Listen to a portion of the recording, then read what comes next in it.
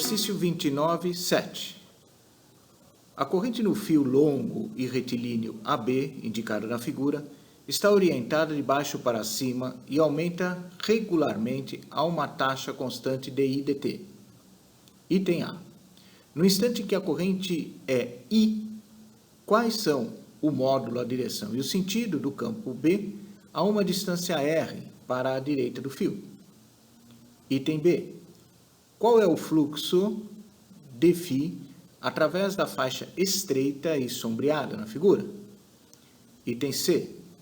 Qual o fluxo através da espira? Item D. Qual é a força eletromotriz induzida na espira? E o item E. Avalie qual é a força eletromotriz induzida na espira se o lado A vale 12 centímetros, o lado B 36 centímetros, a distância L 24 centímetros e a taxa de variação da corrente 9,60 amperes por segundo. Bem, nós temos aqui nesse problema a seguinte situação. Nós temos um fio considerado infinito, né, um fio muito longo, no qual passa uma corrente contínua, constante, aqui, de intensidade, sabe, próximo a esse fio, nós temos uma espira, né, quadrada, né, do lado L, e ela está a uma distância A. A primeira aresta está a uma distância A, a segunda aresta a uma distância B, tá certo? Do nosso fio. Legal? Então, antes de começarmos a resolver o nosso probleminha, tá certo? Vamos ver o que acontece aqui. Hein? Observem o seguinte, né? Nós já sabemos que quando passa uma corrente aqui, tá certo? Essa corrente gera no entorno desse fio um campo de indução magnética, correto?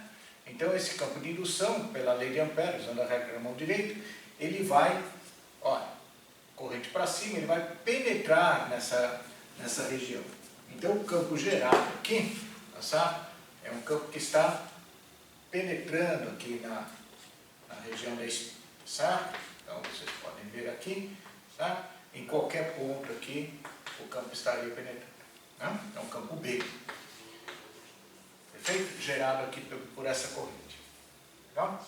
Muito bem. Então, a ideia do exercício é explorar justamente esse fato, certo? Dessa geração. Tá? Então, vamos dar uma olhadinha aqui como é que isso ocorre. Né? Bem, o primeiro item do exercício é justamente isso, né? Qual é a intensidade do campo gerado nessa região, tá certo? A uma distância R, né, do nosso fio. Então, se vocês lembrarem, nós podemos usar a lei de Ampère aqui, legal? Então, bem, não sei se há necessidade de fazer isso, né, mas vocês têm na verdade um fio aqui, a corrente passando, tá certo? Essa linha circuital aqui, né, ela está no entorno do fio, perfeito? E a distância na qual nós estamos medindo o campo aqui é R. Legal? Então a corrente, o campo está girando no sentido anti-horário, certo? Então vocês estariam vendo o campo aqui entrando no papel, o campo aqui saindo do papel e assim sucessivamente. Bem, essa daqui é a configuração, né? Só para a gente relembrar. Né? Muito bem, então quanto é que vai dar isso aqui? B é uma distância R, então vai ser a integral de dl, né, circuital, igual a μ0 vezes I. Então nós já sabemos, né, que isso aqui vai dar o perímetro da circunferência, ou seja, 2π vezes R, igual a μ0, portanto, P de R nada mais é do que μ0 vezes I sobre 2π vezes, né? Resultado mais do que conhecido. Né? Mas o exercício toma o seguinte cuidado, né? Ele coloca esse item, tá certo? A fim de mostrar para a gente como é que a gente pode calcular o fluxo nessa espira. Então ele vai dividindo, né? O exercício é feito de tal forma que ele vai dividindo o raciocínio. Podia ter uma única pergunta, mas o autor acabou dividindo tudo, tá certo? Então, o item B do exercício diz assim: qual é o fluxo, né, dφ? Ó, tá certo? Então, um diferencial do fluxo, na verdade, tá certo? aqui, nesta faixa, né, que eu desenhei em azul aqui, tá bom? Bem, então, mas é bem simples, né? Tá? O diferencial disso daqui, o que seria? Tá? Seria o campo calculado vezes o elemento de área, dA. Tá certo? O elemento de área aqui, pessoal, é retangular, né? Vocês conhecem bem isso. Então vai ser essa altura aqui, que é L, vezes a largura, que é dr. Certo? Então eu tenho aqui simplesmente um B, né, vezes L vezes dr. Ok? Como eu conheço o campo B, substituindo B, então, substituindo, né, B de R, eu tenho que o diferencial do fluxo vai ser simplesmente μ0i vezes L, né, dividido por 2π dr sobre R. Pronto. Está aí, né, a resposta do item B. Tá certo? E aí, o item C, né, é o fluxo total, né, o fluxo na espira. Então, vocês podem observar que, na verdade, ele só precisaria fazer essa pergunta. Qual é o fluxo do campo magnético na espira? Tá certo? Mas, por uma questão didática, o autor resolveu, então, fazer as perguntinhas intermediárias para que a gente pudesse montar a solução. Tá bem? Nada mais do que isso, tá? Então, o fluxo na espira, certo, vai ser a integral de dB. Olha, essa é a ideia, certo? E essa integral é muito simples de ser feita, né? Como vocês podem ver aqui, o fluxo na espira vai ser μ0i vezes L dividido por 2π, a integral de dr sobre R, tá certo? De quanto varia o R? Se eu estou dentro da espira, ele vai variar de A até B, correto? Entre A e B. Então basta de colocar aqui entre A e B, né? Fazendo essa integral de log, né? Logaritmo, isso vai dar ln de B menos ln de A. Perfeito? Dando a propriedade do logaritmo, portanto, φ de B vai ser μ0i vezes L sobre 2π, certo? ln de B sobre A. É isso. Perfeito? Aqui está a solução, né? E aí, finalmente, ele pergunta assim, qual é a força eletromotriz? Tá certo? Que é o item D, né? Então, força eletromotriz. Força eletromotriz, né? Que a gente representa como Fê. Né? Bom, como sabemos, a força eletromotriz é dada pela lei de Faraday. Perfeito, moçada? E a lei de Faraday diz, então, que a força eletromotriz é igual à taxa de variação do fluxo magnético. Tá? Antes de fazer isso, eu gostaria de lembrar vocês, ou relembrá-los, né, dos exercícios que nós fizemos. Nós fizemos já 2 exercícios anteriores, e eu queria que vocês percebessem que, no primeiro exercício, a força eletromotriz, a variação do fluxo, foi obtida em função da variação do campo magnético. Certo? Né? Teve um exercício que nós fizemos, né, onde o campo magnético era dependente do tempo. Então a derivada era em função dele.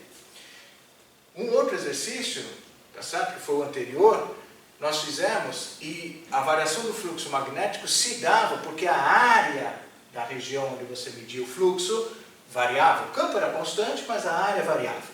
Tá certo? E nesse terceiro problema, né, vocês observem que eu não tenho a variação da área. Tá certo? E não tem a variação, né, o campo aqui. O campo não aparece aqui. Então o que eu vou fazer? Né? Qual é a solução que o exercício me dá? Ele diz para a gente o seguinte, que a corrente não é constante. A corrente varia no tempo. Se você não tivesse uma corrente variável aqui, vocês observem, pessoal, que o fluxo seria constante, portanto, não geraria uma força eletromotriz. Tá? Mas ele diz para a gente, né, no exercício, certo? No exercício, né, a corrente, né, é uma função do tempo. Portanto, a força eletromotriz será o seguinte: esse monte de constantes aqui, V0, L, 2π, tá certo?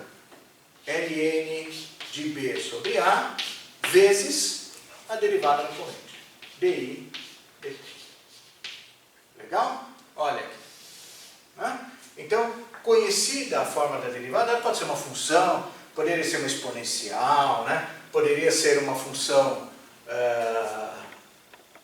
oscilante, né? Tá certo? Poderia ser um seno, cosseno, aí nós teríamos uma corrente alternada. Enfim, não importa muito, né? O que importa é que ela não é constante, tá certo? Isso faz com que haja uma variação de fluxo. Prestem bastante atenção, pessoal. Se a corrente, nesse caso aqui, fosse constante, a fé induzida seria nula. Tá legal? Mas ela não é. Bom? Bem, consequentemente, tá certo? Por existir uma força eletromotriz, tá? Ela também induziria uma corrente. Tá? O exercício nem fala nada sobre isso, mas não custa nada a gente fazer, né? Tá legal? Para onde que seria a corrente induzida aqui? Né? Se eu tenho o campo entrando, o fluxo aumenta à medida que o campo entra, tá certo? A corrente induzida giraria no sentido anti-horário, fazendo com que o fluxo, né, se oponha à variação desse daqui, tá? O fluxo induzido, né? Tá certo? Então nós teríamos aqui uma corrente no sentido anti-horário. Então, vira para cá, você teria o fluxo para cá. Tá bom? Bem, para finalizar, ele diz assim: avalie o valor da corrente induzida, e aí ele dá alguns números, tá certo? E, bom, enfim, apenas para que vocês tenham, né, registrado, tá certo? Ele fala aqui que se vocês considerarem, né, a distância A como 12 centímetros, tá certo? A distância B como 36 centímetros, tá?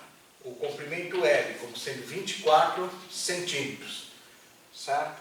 E a variação, a taxa de variação da corrente constante como 9,60 amperes por segundo, certo? A força eletromotriz induzida seria, aí basta substituir os valores, tá certo? Bastante pequeno, né?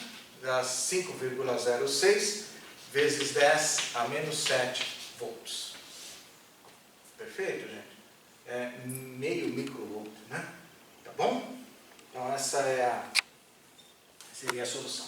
Então é um problema bastante interessante, tá certo? Principalmente, né, aqui. Pessoal, insisto mais uma vez, tá certo? Essas duas passagens aqui, elas estão aí apenas do ponto de vista didático. O exercício poderia começar aqui, ó, direto, tá certo? Para calcular o fluxo, você teria que passar por essas duas etapas aqui, tá bom? Então a construção desse modelinho aí, ó, vale a pena estudar, tá bem? A construção é simples, né? Para quem já fez cálculo 2 com vocês, isso aqui é muito tranquilo para fazer. Bacana, gente? Então tá aí, resolvido mais um exercício, tá? Exercício 29.8. Uma espira plana e circular de aço, de raio 75 centímetros, está em repouso em um campo magnético uniforme, como indica uma perspectiva da figura. O campo varia com o tempo de acordo com B de t é igual a 1,4 vezes e elevado a menos 0,57 t em Tesla. Item A. Determine a força eletromotriz induzida na espira em função do tempo. Item B. Quando a força eletromotriz induzida é 1/10 do seu valor inicial. Item C. determine o sentido da corrente induzida na espira, se observada por cima da espira. Bom, esse exercício aqui é o seguinte, né? Nós temos uma espira aqui, tá certo?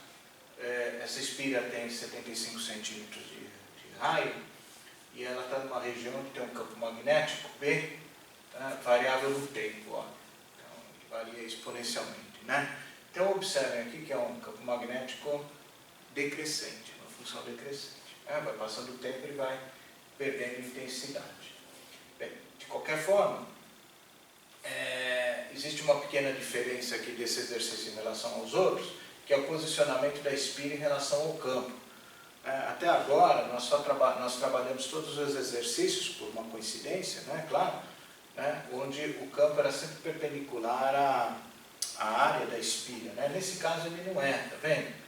Há uma inclinação, né, tá certo? Da direção do campo em relação, tá certo? À superfície da espira. Bem, isso evidentemente vai fazer alguma diferença, como eu vou mostrar aqui para vocês. Então vamos lá, né? O exercício pede que a gente calcule inicialmente a força eletromotriz, né? Então, como sempre, a força eletromotriz está associada à lei de Faraday. Bem?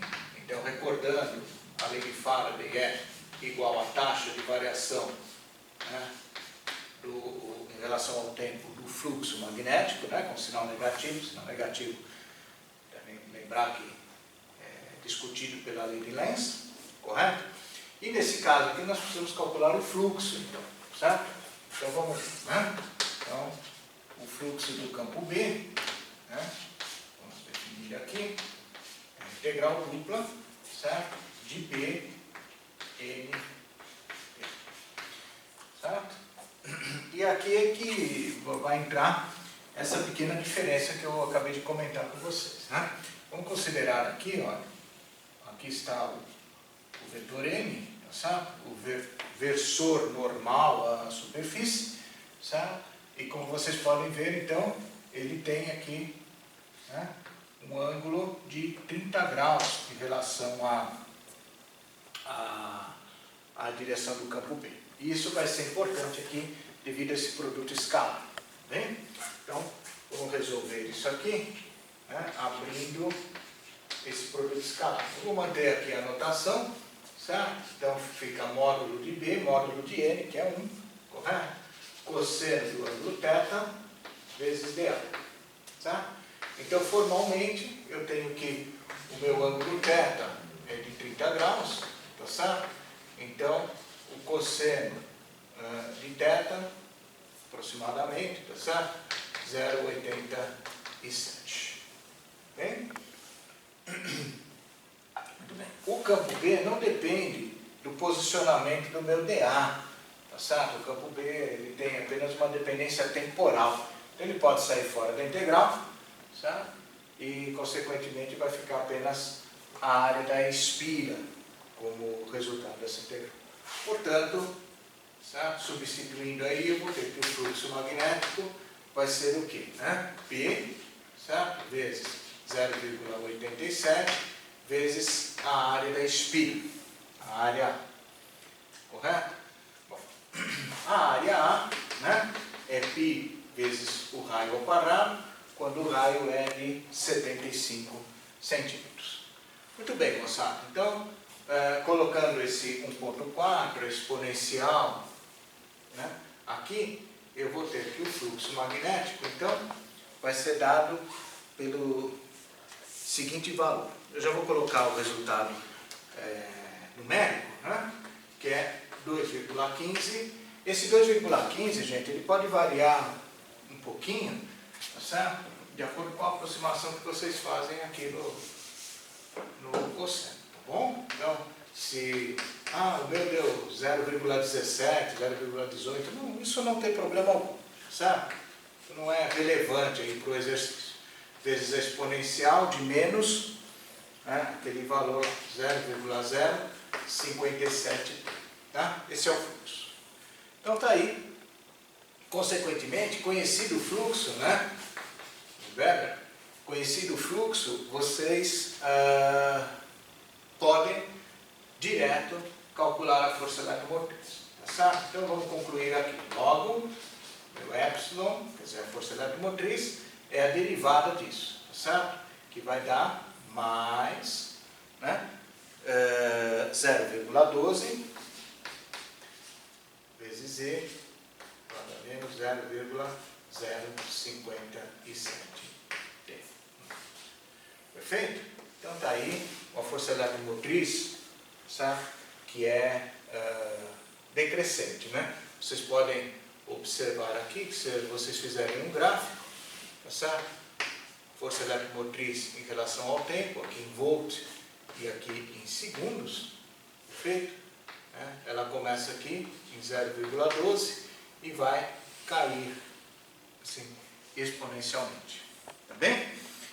E para finalizar, ele diz o seguinte, né? Suponha, certo, que a força eletromotriz caia a 1/10 do seu valor inicial. Quanto tempo isso levaria? Né? O item B. Né? Então, qual é o intervalo de tempo necessário para que a força eletromotriz caia em 1/10 do seu valor inicial? Então, vamos assim, só para a gente formalizar, põe assim, ó, força eletromotriz final, tá certo? 1/10, né? 0,10 da força eletromotriz inicial. Basta fazer isso daqui. Legal, moçada? Bem, então, como vocês podem ver aí, tá certo? Este valor, essa é uma continha bem simples, né? Porque se vocês fizerem aqui, olha, 1/10 do valor inicial é 0,012 é igual, tá certo? A inicial, que é 0,12 vezes E elevado a menos 0,057T. Perfeito? Né? Então, como vocês veem aqui, isso vai dar 1/10 é igual a E menos 0,057T. Perfeito, pessoal? Vocês sabem que para obter o valor do tempo, basta que a gente calcule o logaritmo, né? Então, LN de 1/10 é igual a menos 0,057T. Ok? Então, o meu tempo é igual a, numericamente, 40,4 segundos. Perfeito? 40,4 segundos. Que, na verdade, né, vocês vejam aqui, tem muita relação com esse parâmetro aqui. Né? Esse seria o parâmetro aí do decaimento aí da força eletromotriz. Tá bem? Bem, sinal da corrente induzida, né? Se nós olharmos a espira de cima, né, nós estaremos enxergando uma figura assim, certo? A espira, né, e o campo saindo do papel, certo? Ó, campo saindo do papel. Aqui eu gostaria que vocês tomassem um pouquinho de cuidado, porque essa aqui é uma relação bastante delicada, certo? Campo saindo do papel, pessoal, se vocês usarem a lei de Lenz, o que vai acontecer? A princípio, vocês colocariam uma corrente nesse sentido aqui, ó. Porque a corrente nesse sentido, ela se opõe a esse fluxo. Mas tomem muito cuidado, porque a força eletromotriz, ela é decrescente. Compreenderam? Decrescente. Então, a corrente, na verdade, vai estar se opondo à variação do fluxo. A variação do fluxo é uma variação decrescente, certo? A corrente induzida, né, está no sentido anti-horário. Então, novamente, gente, não se influenciem tanto nesse problema em particular, tá certo? Pelo sentido do campo, né? Que o campo está saindo da espira. Isso é verdade, o campo está saindo da espira. Mas observem, tá certo? Que o campo é decrescente. Consequentemente, a força eletromotriz também é decrescente. Então, o fluxo é decrescente. Olha aqui a relaçãozinha. Tá bem? Então, é isso que eu quero chamar a atenção de vocês, né? Tá bem? que o fluxo é decrescente. Se o fluxo é decrescente, a corrente induzida tem que se opor a isso que está acontecendo. Legal? Então ela tende a aumentar o fluxo. Ela se opõe. Então, o sentido da corrente é o sentido anti-horário. Perfeito? Então, esse aqui seria o item C do exercício. Tá? Então, prestem bastante atenção, vejam se ficou bem claro, né? Tá certo? A ideia aqui do sentido da corrente. Certo? Esse é um erro, isso acontece muito, né? Os alunos ficam prestando bastante atenção na utilização da lei de Lenz, tá certo? E acabam, né, se distraindo e não se apercebendo dessa característica aqui do fluxo magnético. Perfeito? Então é isso aí.